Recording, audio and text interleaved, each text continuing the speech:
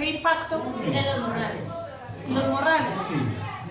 Pues se cubren como una necesidad porque muchos de ellos no tienen, pues no tienen los recursos económicos para comprar esos morrales como adecuado y las familias pues también se sienten beneficiadas por eso. Y una cosa que tiene la gente del campo es que son muy agradecidos Sí. con cualquier cosa que les llegue, agradecen muchísimo. Y los niños son felices. Ya vieron el agradecimiento que ella les dio.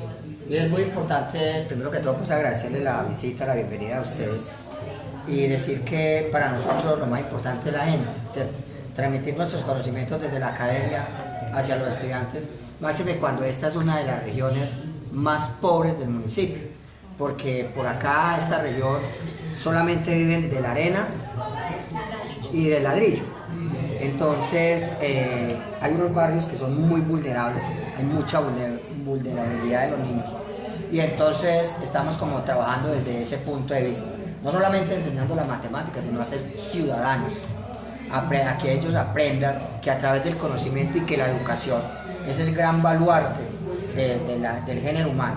Que aquí no vale pues que sea, sino que lo importante es que adquieran una buena educación acorde, no como uno quisiera, pero como lo manifiesta la compañera María, desafortunadamente nosotros tenemos como educadores y como empleados colombianos, tenemos un gobierno muy nefasto que siempre está en contra de las políticas de nosotros y nos quieren entonces implementar otro tipo de políticas, todo obedeciendo a unos direccionamientos de la OCDE, de las multinacionales.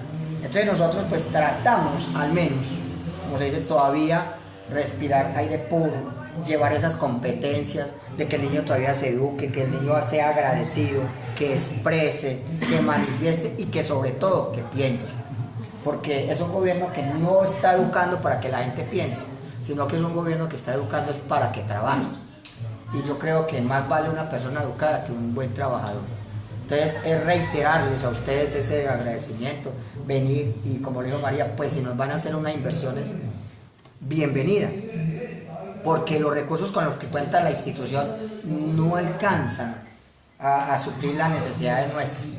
Tenemos hacinamiento, ahora en el recorrido van a mirar, tenemos déficit de implementación deportiva, todo eso que es tan básico para el desarrollo motriz, el desarrollo humano, sí. Entonces, nuevamente bienvenidos, sí.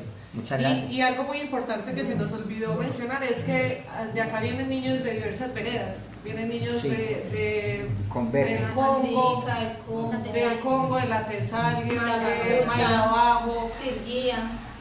hasta de Serna, que pertenece a otro municipio del departamento. Entonces, Y el tiempo que se gasta, hay niños que se demoran 2 horas para venir acá al colegio. Y Los que viven muchos arriba en la vereda. caminan. Some of them take 2 hours to walk to school every morning, and 2 hours back. y el restaurante escolar no cumple con las condiciones para todos, son 200, ¿cuántos chilitos? 200, Casi- como 230 estudiantes. pero apenas hay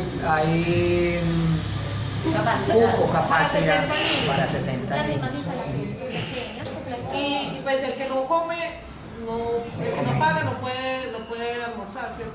Tiene un costo de 2.000 pesitos. Y solo son 60 cupos. y así puedan pagar, no hay alimentación para todos. Porque solo mandan 60. Solo mandan para 60 raciones. There's more than 200 students here, but they only send enough food, like the lunches and stuff, for 70. So even if they can pay, there's not enough food for them. So that's a big need. Okay. Y la jornada escolar es muy extensa, porque es desde las 8 hasta las 2:30 los de la postprimaria. And this is an extended day at this school because they come from so far. So it's like the 2:30. 8 until 2:30. Okay.